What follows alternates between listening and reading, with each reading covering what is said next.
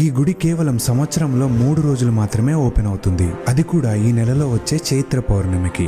దట్టమైన నల్లమల్ల అడవిలో జరిగే ఈ పవిత్రమైన జాతరని దక్షిణ అమర్నాథ్ యాత్రగా పిలుస్తారు. ఇదే మన సలేశ్వర లింగమయ్య జాతర.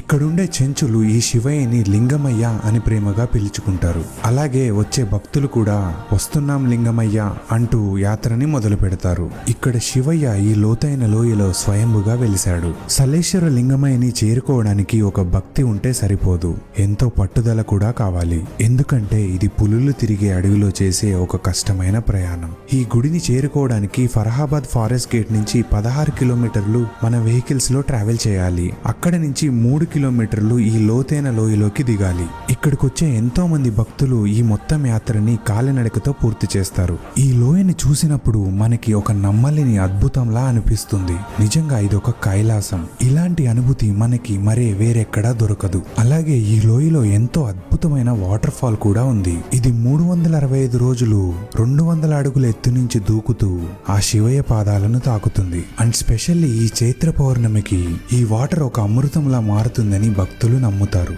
మనం ఎంతో ఇష్టంగా వచ్చే ఈ జాతర వల్ల ఈ ఫారెస్ట్ కి మరియు వైల్డ్ లైఫ్ కి ఎంతో నష్టం కూడా జరుగుతుంది. ప్రతి ఏటా ఈ యాత్ర ఇలా కొనసాగాలి అంటే మనం భక్తితో పాటు కొంచెం బాధ్యతతో కూడా రావాలి. ఎందుకంటే బాధ్యతతో ఉన్నవారినే భగవంతుడు కూడా మెచ్చుతాడు. నెక్స్ట్ వీక్ లో జరిగే ఈ జాతరని మీరు అస్సలు మిస్ అవ్వద్దు. ఇంతకు ముందు మీరు ఎప్పుడైనా ఈ జాతరకి వెళ్ళుంటే మీ ఎక్స్పీరియన్స్ ని కామెంట్ చేయండి. అలాగే ఈ వీడియోని మీ ఫ్రెండ్స్ అండ్ ఫ్యామిలీకి షేర్ చేసి ప్లాన్ చేయండి.